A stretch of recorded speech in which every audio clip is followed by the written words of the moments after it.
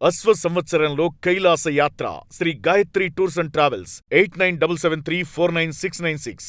కెనడాలోని ఓ స్కూల్లో దారుణ ఘటన జరిగింది. స్కూల్ విద్యార్థులపై కాల్పులకు తెగబడ్డాడు ఓ దుండగుడు. ఈ కాల్పుల్లో 10 మంది విద్యార్థులు అక్కడికక్కడే చనిపోయారు. 25 మందికి పైగా తీవ్ర గాయాలయ్యాయి. బుధవారం అంటే ఫిబ్రవరి 11న కెనడాలోని బ్రిటిష్ కొలంబియాలో టంబ్లర్ రిడ్జ్ సెకండరీ స్కూల్లో ఈ ఘటన జరిగింది. కాల్పుల అనంతరం తనను తాను షూట్ చేసుకుని నిందితుడు చనిపోయినట్లు కెనడా పోలీసులు వెల్లడించారు. కాల్పులకు గల కారణాలు ఇంకా తెలియలేదు. టంబ్లర్ రిడ్జ్ స్కూల్ మొత్తం 175 మంది విద్యార్థులు ఉన్నట్లు సమాచారం.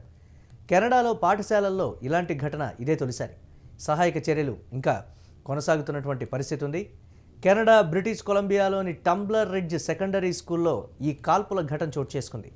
కాల్పుల విషయాన్ని రాయల్ కెనడియన్ మౌంటెడ్ పోలీసు ధృవీకరించారు. ఇందులో ఎంతమంది పాల్గొన్నారనే విషయంపై ఇంకా స్పష్టత రావాల్సి ఉందని, ఒకరికంటే ఎక్కువ మందే కాల్పులకు దిగి ఉండవచ్చని అనుమానిస్తున్నట్లుగా తెలిపింది.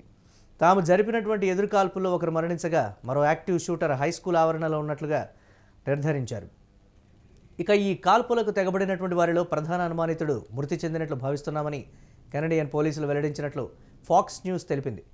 రెండో అనుమానితుడు ఇంకా స్కూల్ ఆవరణలోనే ఉన్నాడని, బాధితుల సంఖ్య ఎంత అనే విషయాలపై అధికారులు విచారణ జరుపుతున్నారని పేర్కొంది. సమాచారం అందిన వెంటనే పోలీసులు పెద్ద సంఖ్యలో ఘటనా స్థలానికి చేరుకున్నారు. అక్కడే మోహరించి ఉన్నారు. స్థానికంగా అత్యవసర హెచ్చరికను కూడా జారీ చేశారు పోలీసులు. ఇక టంబ్లర్ రిడ్జ్ ప్రాంతంలో నివసించేటువంటి ప్రజలు తమ ఇళ్లలోనే ఉండాలని, తదుపరి ఆదేశాలు వెలువడేంత వరకు బయటకు రావద్దని సూచించారు. పరిస్థితిని పర్యవేక్షించేందుకు పొరుగు డిటాచ్మెంట్ల నుండి అదనపు పోలీసు బలగాలు, అలాగే నార్త్ డిస్ట్రిక్ట్ ఎమర్జెన్సీ రెస్పాన్స్ టీంను టంబ్లర్ రిడ్జ్కు పంపించారు. భద్రతా చర్యలను, సహాయక కార్యకలాపాలను ముమ్మరం చేశారు. దీంతో ఆ ప్రాంతంలో తీవ్ర ఉద్రిక్తత నెలకొంది. ఇక ప్రావిన్షియల్ వెబ్సైట్ ప్రకారం టంబ్లర్ రిడ్జ్ సెకండరీ పాఠశాలలో 175 మంది విద్యార్థులు ఉన్నారు. ఇక్కడ 7 నుండి 12వ గ్రేడ్ వరకు తరగతులున్నాయి. ఎలిమెంటరీ స్కూల్ కూడా దీనికి ఆనుకొనే ఉంటుంది. కాల్పులు సెకండరీ స్కూల్ ఆవరణలో సంభవించాయి. కాల్పుల ఉదంతం సంభవించిన వెంటనే ఈ రెండింటిని కూడా మూసివేసినట్లు Peace River South school district తెలిపింది.